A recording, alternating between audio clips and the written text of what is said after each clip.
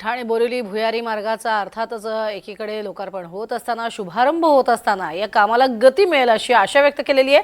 2028 पर्यंत हा मार्ग खुला होणार आहे। उळ्यात बारामतीच्या महत्त्वाच्या बातमीकडे। बारामतीत उमेदवारीवरून काँग्रेसमधील नेत्यांमध्ये भिन्न असे एक विचार प्रवाह पाहायला मिळतात, कारण दोन विचारांचे दोन गट हे काँग्रेसमध्ये आहेत। उपमुख्यमंत्री सुनेत्रा पवार यांच्या विरोधात उमेदवारी देऊ नये असे एका गटाचं मत आहे। दिवंगत उपमुख्यमंत्री अजित पवार यांनी दीर्घकाळ काँग्रेससोबत काम केले, त्यामुळे उपमुख्यमंत्री सुनेत्रा पवार यांच्या विरोधात उमेदवार देणं योग्य नाही असे एका गटाचं मत आहे। तर ही निवडणूक महायुतीच्या विरोधात लढवणं आवश्यक आहे, याचा देशात चुकीचा संदेश जाऊ शकतो असं एका गटाचं मत आहे। त्यामुळे अंतिम निर्णय काँग्रेस हायकमांड घेणार अशी ही माहिती समोर येते।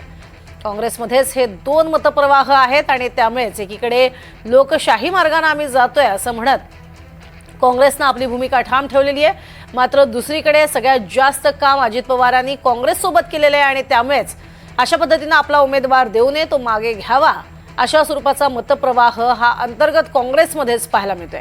अधिक माहिती घेऊयात अजिंक्य धायगुडे यांच्याकडनं। अजिंक्य, दोन गट पडलेत काँग्रेसमध्ये सुद्धा। प्रज्ञा अगदी बरोबर आहे। दिवंगत उपमुख्यमंत्री अजित पवार यांच्या निधनानंतर जी बारामतीची पोटनिवडणूक होत आहे, या पोटनिवडणुकीला काँग्रेसने आकाश मोरे यांना उमेदवारी दिलेली आहे। त्यांनी काल अर्ज देखील दाखल केलेला आहे। मात्र आता काँग्रेसच्या वरिष्ठ नेत्यांमध्ये दोन मतप्रवाह, दोन गट पडल्याचं सध्या पाहायला मिळतंय।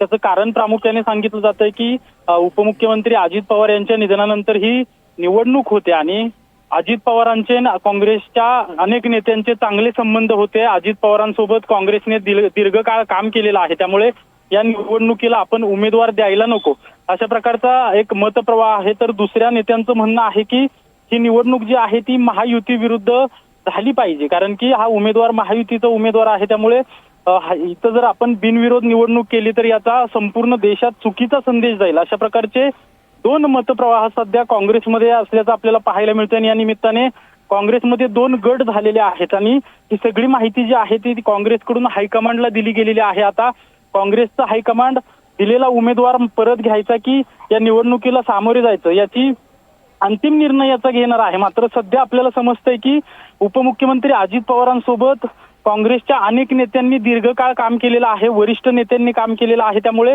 सध्या उपमुख्यमंत्री अजित पवार यांच्या निधनानंतर ही पहिल्यांदाच निवडणूक होते आणि या निवडणुकीला महाराष्ट्राची जी संस्कृती आहे की कुठेही लोकप्रतिनिधीचा दुर्दैवी मृत्यू झाल्यानंतर ती निवडणूक जी आहे ती बिनविरोध होत असते आणि ही निवडणूक देखील अशीच व्हावी असं काँग्रेसच्या एका गटाचं, वरिष्ठ नेत्यांच्या गटाचं मत आहे।